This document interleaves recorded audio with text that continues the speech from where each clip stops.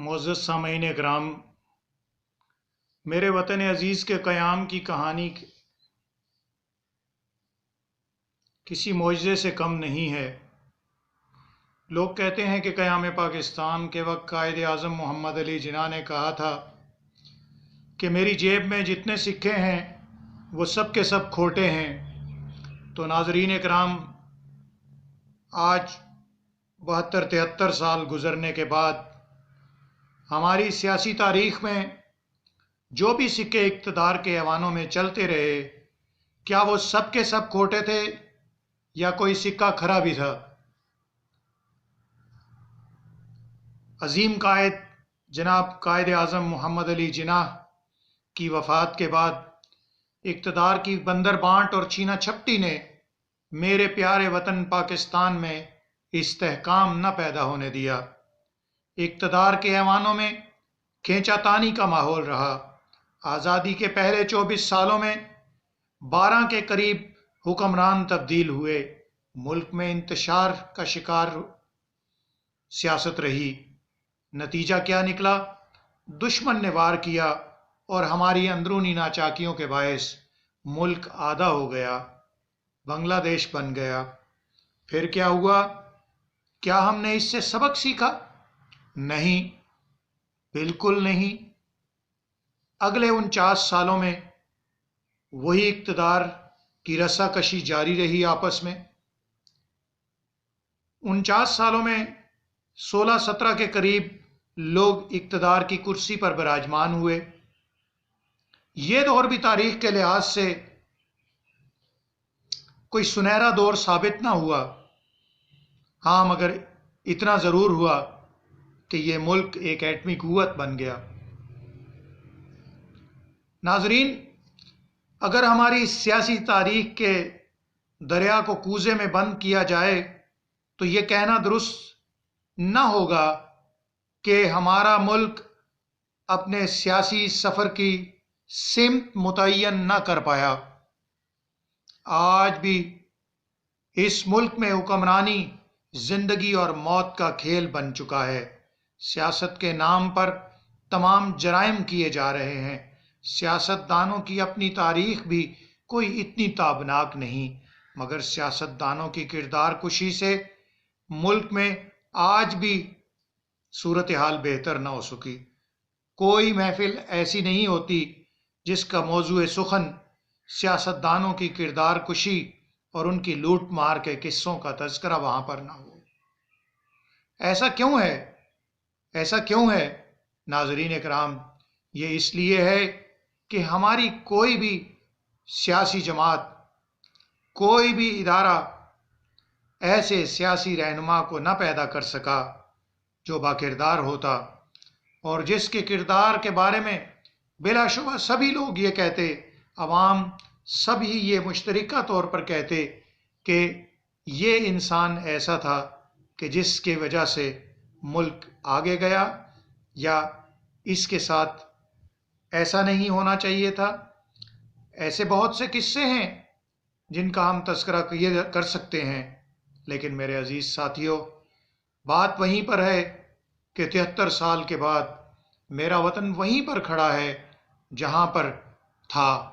لوگ آج بھی 2 وقت کی روٹی کو ترس گئے ہیں۔ ہر حکمران آتا ہے، جاتا ہے اور اپنے دعوے کر کے چلا جاتا ہے کہ اس نے ملک میں بہت ترقی کی۔ دوستو، ساتھیو، سامعین، ترقی تو بہت ہوئی، باتیں بھی بہت ہوئیں، ہر کسی نے دعوے بھی بہت کیے، لیکن میرا اور آپ کا معیار زندگی بلند نہ ہو سکا۔ اس کی کیا وجہ ہے؟ اس کی وجہ صرف یہی ہے کہ صرف زبانی جمع خرچ کے دعوے ہوتے رہے اور ملک میں حقیقی ترقی کا خواب ایک خواب ہی بن کر رہ گیا۔ تو سامعین کرام، آج اس وقت ہمیں اس بات کی سخت ضرورت ہے کہ اس ملک کو ایک ایسی ڈگر پر چلایا جائے، ایسی سمت میں اس کا سفر جاری کیا جائے کہ جس سمت میں وہ ریاست بنے جو ایک فلاحی مملکت اور فلاحی ریاست ہوتی ہے۔ آج کے اس ملک کے وزیر اعظم عمران خان نے جب یہ اقتدار سنبھالا 2018 18 کے الیکشن کے بعد تو یوں ہی لگا کہ انہوں نے آواز بلند کی کہ میں اس ملک کو ریاست مدینہ بنانا چاہتا ہوں، ایک فلاحی ریاست بنانا چاہتا ہوں۔ لیکن ہوا کیا میرے دوستو؟ تیل کی قیمتیں کہاں سے کہاں جا کر پہنچ گئیں، ڈالر زمین سے آسمان کو چھونے لگ پڑا، چینی کہاں سے کہاں پہنچ گئی، سبزی، گوشت، ٹماٹر، مرغیاں، انڈے سب عوام کی پہنچ سے دور ہو گئے۔ تو میرے دوستو، آپ جتنا بھی کہہ لیں کہ وزیر اعظم عمران خان کرپشن کے خاتمے کے لیے بالکل دل و جان سے لگے ہوئے ہیں، تو میں آپ کو یہ بات بتا دوں کہ غریب عوام کا یہ مسئلہ نہیں ہے کہ آپ کس کو پکڑ رہے ہیں اور کسے چھوڑ رہے ہیں، کس پر مقدمات چلائے ہیں اور کس پر مقدمات نہیں چلائے۔ غریب عوام کا مسئلہ تو یہ ہے کہ شام کو ایک مزدور جب مزدوری کر کے گھر واپس لوٹتا ہے تو اس کے بچے اس سے روٹی مانگتے ہیں۔ اگر وہ دن کو کام نہیں ملے گا اسے اور اسے روٹی نہیں ملیں گے تو آپ کی ریاست مدینہ پر انگلیاں تو اٹھیں گی۔ تو اے حکمرانو، اگر تم اس ملک کو ریاست مدینہ بنانا چاہتے ہو تو لنگر خانے کھولنے کے بجائے نبی پاک صلی اللہ علیہ وآلہ وسلم کی ان باتوں پر عمل کرو کہ جن پر ان سے کوئی شخص مشورہ کرنے گیا کہ میں کیا کروں تو آپ نے اسے کہا کہ گھر میں جو بھی سامان لے ہے وہ لے آؤ، اور اس سامان کو اسے بھیجا کہ جا کر بازار میں فروخت کر کے لاؤ، اور اس سے ایک کلاڑا خریدو اور ایک رسی خریدو، اور جنگل میں جاؤ، لکڑیاں کاٹو، اسے بیچو اور اپنا رزق کماؤ۔ تو میری درخواست یہ ہے کہ لنگر خانے کھول کر لوگوں کو آپ وقتی طور پر ریلیف تو دے دیتے ہو، ایک وقت کا کھانا تو دے دیتے ہو، لیکن کوئی ایسی صورتحال پیدا کرو کہ ان کا روزگار بڑھے، ان کے روزگار میں ان کو کھانا پینا ملے، ان کے روزگار سے ان کو عزت ملے، ان کے روزگار سے ان کو گھر ملے۔ ابھی تک یہ سہولتیں تو ملتی نظر نہیں آ رہی، بلکہ اپوزیشن رہنما اور دوسرے لوگ تو یہ کہتے ہیں کہ اب تو لوگوں کو 1 کروڑ نوکریاں دینے کا عمران خان نے جو وعدہ کیا تھا وہ تو نظر نہیں آتا، کیونکہ اقتدار کی آدھے سے زیادہ مدت ان کی تو گزر چکی ہے اور آدھی مدت رہتی ہے۔ 1 کروڑ نوکریاں اور 50 لاکھ گھروں سے تو امید لوگوں نے شاید اٹھا ہی دی ہے۔ اب دیکھنا یہ ہے کہ کہاں تک اور کیسے وہ اس چیز کو، اس معاملے کو آگے لے کر چلتے ہیں۔ جہاں تک ملک کی صورتحال یہ ہے کہ جب سے عمران خان نے اقتدار سنبھالا ہے تو اپوزیشن مسلسل احتجاج کر رہی ہے، چاہے وہ اس کے ذاتی معاملات ہیں، چاہے ان پر ہونے والے مقدمات ہیں، چاہے ان کی پریشانیاں ہیں، چاہے مہنگائی ہے، چاہے کچھ بھی ہے، لیکن اپوزیشن نے نہ تو ان کو سکون کا سانس لینے دیا اور نہ ہی انہوں نے اپوزیشن کو سکون کا سانس لینے دیا۔ تو میرے دوستو، حکومت کرنے کے لیے مل بیٹھنا ضروری ہوتا ہے۔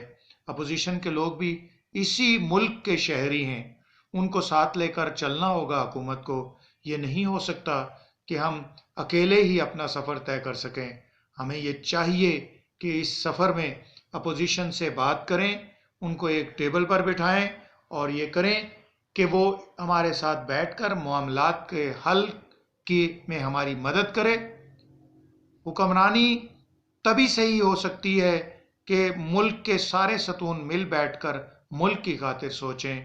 آدھے ادارے حکمرانوں کو سپورٹ کریں گے، آدھے کسی اور کو سپورٹ کریں گے، سازشیں ہوں گی، حکمرانوں کی کھینچا تانی ہوگی، تو میرے دوستوں اور بھائیوں، ہوگا وہی جو اس سے قبل ہوتا رہا، نتائج وہی نکلیں گے جو اس سے پہلے نکلتے رہے۔ ہم کیوں نہ ایک ایسی صورت اختیار کر لیں کہ اس ملک کے پہیے کو، اس ملک کی گاڑی کو جو ایک جگہ جام ہو کر کھڑی ہو گئی ہے، اس کو آگے چلانے کی کوشش کریں۔ تو میرے دوستو ساتھیو، آج میری پہلی گفت و شنید تھی آپ کے ساتھ۔ انشاءاللہ سیاسی تجزیوں اور تبصروں کی صورت میں آپ کے پاس وطن نیوز کی وساطت سے حاضر ہوتا رہوں گا، لیکن آج آپ لوگوں کے ساتھ ایک پہلی نشست تھی، تو اس پہلی نشست میں میں نے یہ کوشش کی کہ وطن عزیز کا ہلکا سا ایک خاکہ آپ کے سامنے پیش کر دیا جائے۔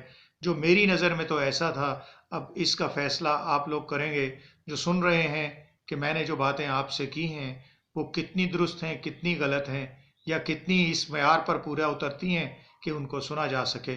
انشاءاللہ اگلی ملاقات ہوگی آپ لوگوں کے ساتھ، اور کوئی اچھا سا تجزیہ، سیاسی تجزیہ آپ کے ساتھ، آپ کے سامنے لے کر میں پیش ہوں گا۔ مجھے اپنی دعاؤں میں یاد رکھیے گا۔